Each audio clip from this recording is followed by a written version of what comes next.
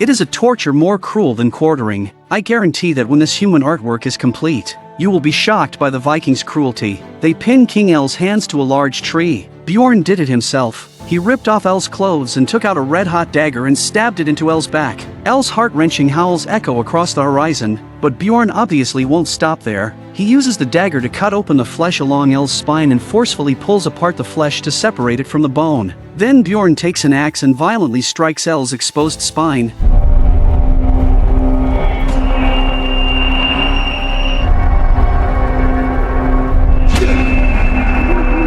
Ivar crawls step by step to El's face, staring into his eyes. He wants to see where the arrogance of El, who killed his father Ragnar, has gone. The severe pain finally made El stop struggling. The next day, after El's blood ran dry, they hung his body. A breeze blew, and the flickering wings formed the artwork in the eyes of the Vikings, the Blood Eagle, with El as his burial companion. Ragnar's eternal rest in this place should not be lonely. El paid the price of annihilating his country for his act of killing Ragnar, but obviously, this is just the first step in Ragnar's son's revenge. Next up is Ecbert of the Kingdom of Wessex. At the same time, the dying Bishop of Northumbria was brought to Ecbert. He learned from him that Northumbria had been wiped out by the Vikings. Ethelwulf wanted to ask how many people were on the other side, and the bishop answered like this: "How many blades of grass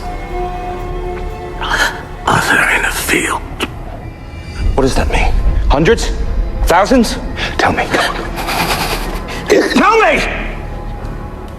Ethelwulf seemed to understand his meaning. The number of soldiers on the other side was as numerous as the number of grass stalks on the field. He blames his father for letting that cripple go. Now the guy is back with a Viking army, but it's pointless to say these things now. The urgent task is to mobilize all the national troops to fight against the Vikings. Since Ecbert was old, the heavy responsibility of leading the three armies fell on Ethelwulf. Indeed, as Ethelwulf expected, Ragnar's sons had already landed near Repton in Mercia. They planned to camp here for a little rest, then planned to launch a total offensive on the capital of Wessex. Meanwhile, Ethelwulf also gathered his army. It was a two-country coalition of Mercia and Wessex. In terms of numbers, this army was about equal to the Viking forces. Seeing Ethelwulf leading the charge, the soldiers began to cheer loudly. After gathering information about the enemy, Ethelwulf decided to lead his troops to Repton to stop the war at the borderlines. Meanwhile, a Viking infighting was being staged in the distant Kattegat Strait. As Norway's busiest trade center,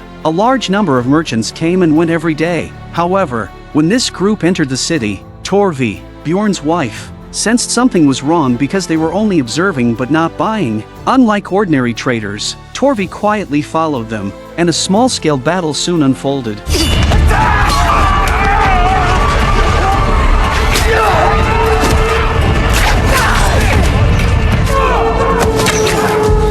These individuals were all slain by the shield maidens, but Lagertha realized that these men were possibly spies scouting the city's defenses. A larger attack may be imminent. Sure enough, as Lagertha was deliberating on how to plan the defense, the call to war was sounded. They're here.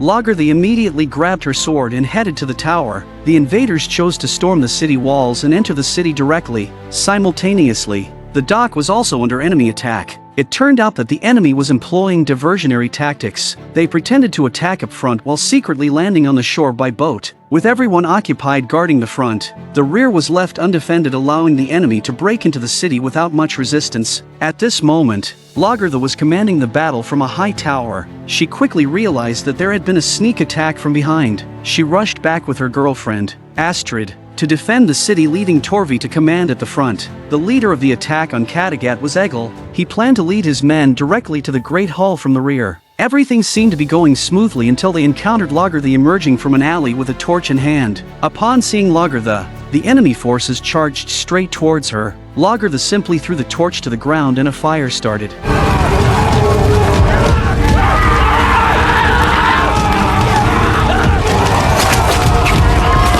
Seeing this, the rest fled because they were only mercenaries and were also outnumbered. Their main concern was to save their lives. Seeing this, Egil had no choice but to charge alone, but he was instantly hit by a javelin and collapsed. Ragnar didn't kill him but instead roasted him like a skewer over a fire. Ragnar knew that Egil was not a king or a lord, and he couldn't have mustered such a large number of soldiers on his own. Therefore, someone must be pulling the strings from behind. After some questioning, Egil finally revealed Harald's brothers. Meanwhile, the rejuvenated Viking avenging army set off towards Wessex. On the way, scouts from the front report that the English army is also on its way, and in great numbers. Both sides would likely meet in a day. Bjorn immediately ordered a camp to be set up on the spot to prepare for the battle in the morning. This would a fight in the name of their father. However, Ivar had a different idea. Why don't we plan to fight in a different way and surprise them?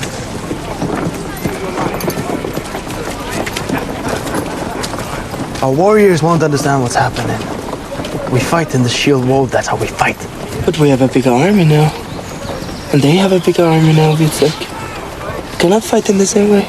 Ivar wanted to risk going to the battlefield to study the terrain and turn that into their advantage by catching the enemy off guard. From this, we can see that Ivar had the highest military talent among his brothers. Bjorn agreed to go with Ivar. After all, victory in war is more important than sticking to tradition. The next day, as dawn was just breaking, the two armies met in an open field. Ivar's military genius would shine in this historic battle. This was a famed battle that determined whether England would fall.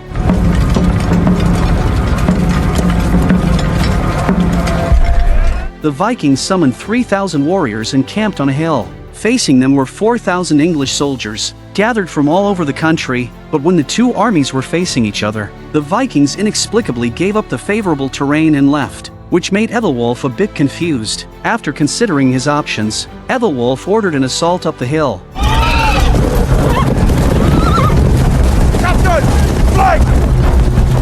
However, when they reached the top, they found the Vikings had vanished. While Ethelwulf was pondering the situation, one of his commanders discovered that the Vikings had somehow circled behind them through the woods. Ethelwulf hastily turned to pursue them, but before they could reach the Vikings, they disappeared into the woods. Suddenly, cold arrows flew out from the woods, instantly killing and injuring any soldiers close to the tree line.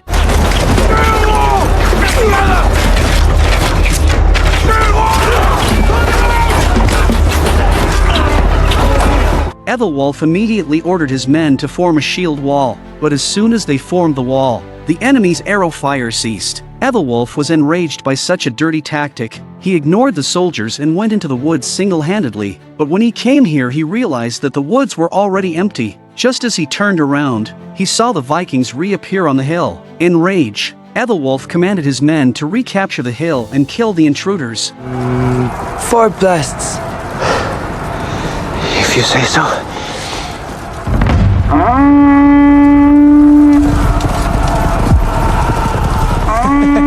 However, once they made it to the top, the Vikings were gone once again. To Ethelwulf's disbelief, the Vikings reappeared behind them. Ethelwulf was furious that as the commander of the 3 armies, he was being made a monkey out of by these barbarians. In frustration, Ethelwulf decided to destroy the Vikings' lifeline. Their ships, the boats, were crucial to the Vikings, and if they were destroyed, victory would be assured. So Ethelwulf directed his attention towards the Repton coast, disregarding the Vikings behind him.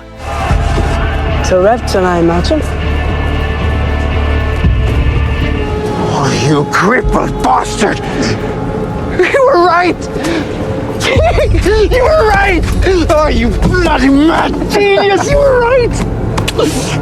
Little did he know, this was all part of Ivar's plan. Floki had been right. Ivar was indeed a military genius. In the past, the Vikings simply relied on their size and employed shield walls for face-to-face combat. However, in his first battle, Ivar chose to study military tactics instead of using the famous shield wall. In a valley between 2 hills, another portion of the Viking forces suddenly appeared on a hilltop, leaving Ethelwulf disoriented. Bjorn and the Harald brothers led a force to block the entrance, effectively trapping Ethelwulf's men.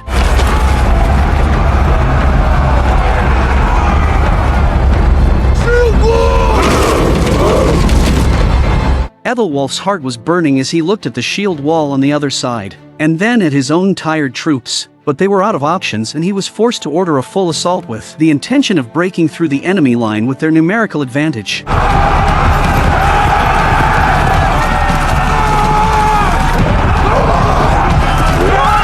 Ethelwulf and Bjorn began to engage in direct combat. Cold War is like a manual meat grinder, where the fists hit the flesh and the knives see blood.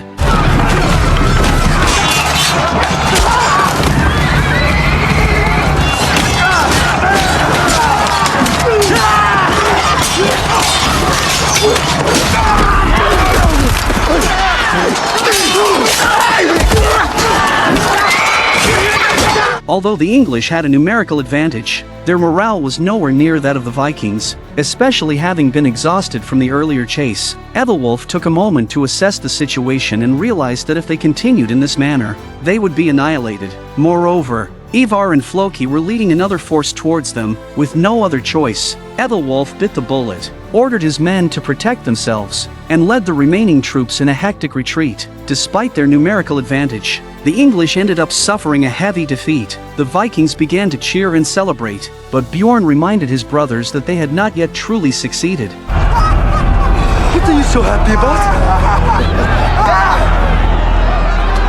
It is not over yet.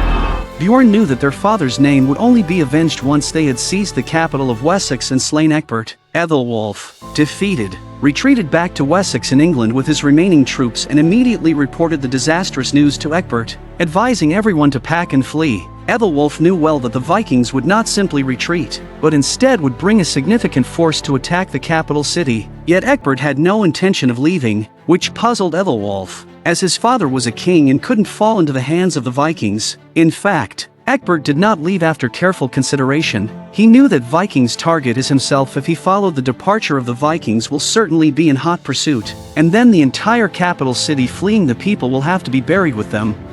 I will renounce the crown in your favor. We'll have a short ceremony. Quick, go fetch Bishop Edmund.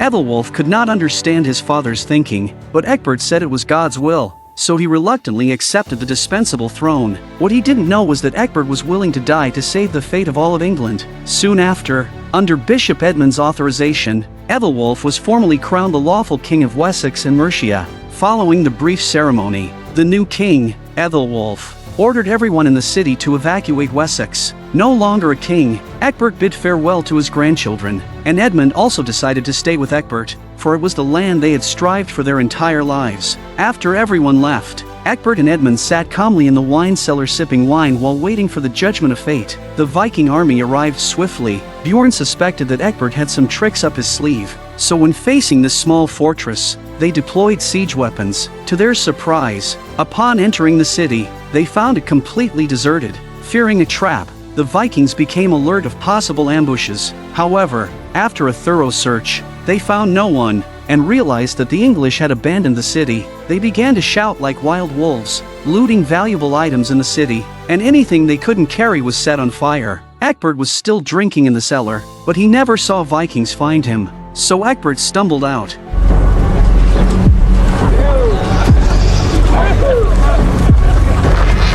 Stop! Upon seeing his father's killer, Bjorn immediately commanded his men to stand down, because he was determined to torture Ecbert to death. It was now Ecbert's turn to be confined in a cage. The sons of Ragnar began to discuss what should be done with the old man. Ivar hoped for Ecbert to suffer the blood eagle sentence, considering that prior to his death, Ragnar stressed that Ecbert must pay a bloody price for the settlement's destruction. However, Bjorn had a differing opinion. He wanted to carry on his father's legacy and establish a larger settlement in Wessex. If Ecbert was to undergo the blood eagle sentence, the English would certainly muster an army for revenge. As the brothers argued, Ecbert offered his opinion. We can make a new deal. What are you proposing? Well, as you say, it's only a matter of time before you're driven away from here. Without any legal right to English lands, you have no hope of staying. And I can give you that legal right. Because I am king, no one can question that claim. And it seems that you have enough men to enforce it until it holds. Ecbert emphasized that he was the king over this land of England. If they desired to establish a settlement here, it must possess legitimacy. He he could grant them this legitimacy, enabling them to rightfully thrive on this land. The offer piqued their interests. Bjorn later sought out Ivar individually to inquire of his thoughts. Ivar felt that they should claim the land, but Ecbert must meet his end through the Blood Eagle sentence. Bjorn didn't say a word. He approached Ecbert once more and accepted Ecbert's land proposition. I accept your offer of land, but for what you did to my father, you must die. Ecbert had no intention of living, or he and his son would have run away, and he offered his own terms, which were to decide how he would die. After contemplating, Bjorn agreed. In the presence of a monk, Ecbert signed the document authorizing the Vikings' legal rights to East Anglia, sealed with a stamp. Unbeknownst to the 5 brothers, Ecbert was no longer king, which meant that his authorization had no real effect, and that this was the last scheme that Ecbert had devised with his life. Once arrangements were completed, Ecbert visited his beloved bathhouse to walk the last path of his life. After winning the war, the Vikings held extravagant celebrations on England's soil. With their vengeance fulfilled, discussions began regarding future plans. Bjorn advocated for his brothers to establish settlements in East Anglia to multiply and flourish, and he's still aiming for Rome. Therefore, Bjorn wished to complete his unfinished voyage in the Mediterranean, with half of the people choosing to accompany him. However, Ivar didn't desire farming. He sought to continue the battle with England,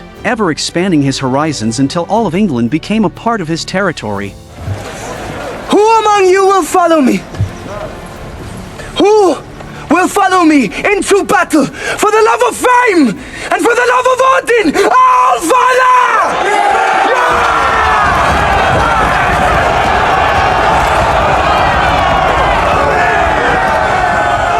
Don't do this, Ivar.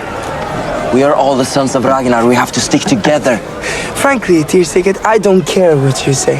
The truth is, I wouldn't even piss down your throat even if your lungs were on fire.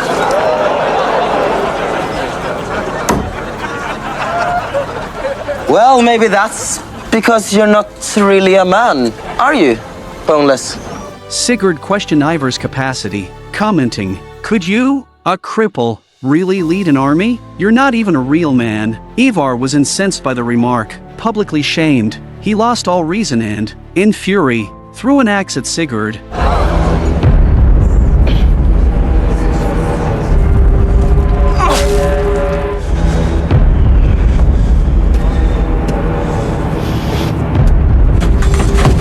Everyone was stunned. A son of Ragnar had killed another son of Ragnar. Sigurd's snake eyes were fixed on Ivar until his death. Ivar sobered up, but it was too late. Death is irreversible. This event sets up a break between several brothers in Season 5.